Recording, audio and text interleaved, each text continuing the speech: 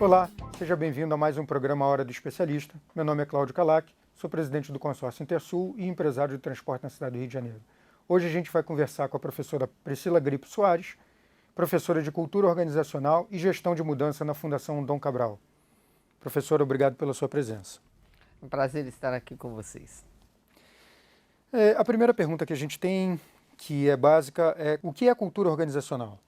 De uma forma simples, a cultura é o jeito de ser e de fazer as coisas numa determinada organização. Cada organização tem o seu jeito de ser, tem o seu jeito de fazer as coisas, e quando a gente conhece bem a organização, a gente percebe que aquilo é muito específico daquela organização.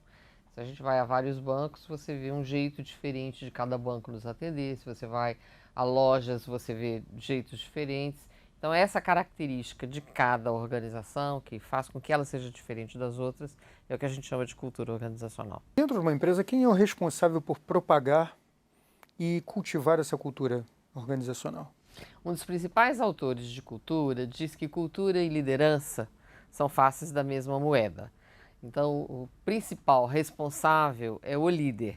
Só que como cultura é um processo coletivo e as empresas maiores têm muitas lideranças, eu gosto de colocar no plural. Cultura é uma responsabilidade das lideranças. Uma vez que a gente está falando em liderança, como é que a gente hoje, dentro do nosso universo, consegue lidar com esse choque de geração dentro de uma empresa que hoje naturalmente tem formação familiar? Olha, não importa se a empresa é familiar ou se a empresa é multinacional ou se é uma empresa só nacional, a diferença não está em ser familiar ou não ser familiar. A diferença está em como os valores da organização, como os valores que os fundadores, que mesmo as empresas multinacionais, elas começaram pequenas.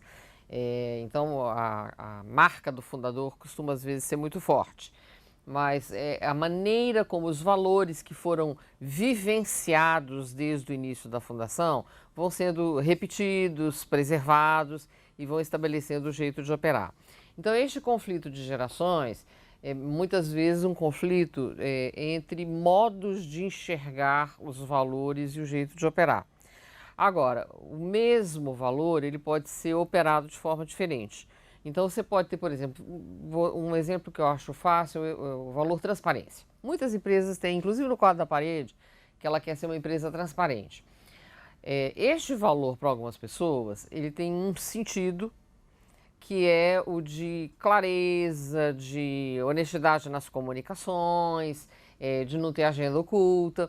Mas para outras pessoas, eu já vi gente, em nome de transparência, ser mal educado e grosseiro com as pessoas. Eu estou sendo transparente, eu falo coisas que são ofensivas, mas eu falo. Então, o significado das coisas, ele pode variar de uma geração para outra. Então, às vezes, o que você precisa é ressignificar o que está acontecendo na organização, muitas vezes em torno dos mesmos valores, e às vezes mudando os valores também. Professora, muito obrigado pela sua participação, obrigado pela sua audiência e continue assistindo nosso canal educacional da Universidade Corporativa do Transporte.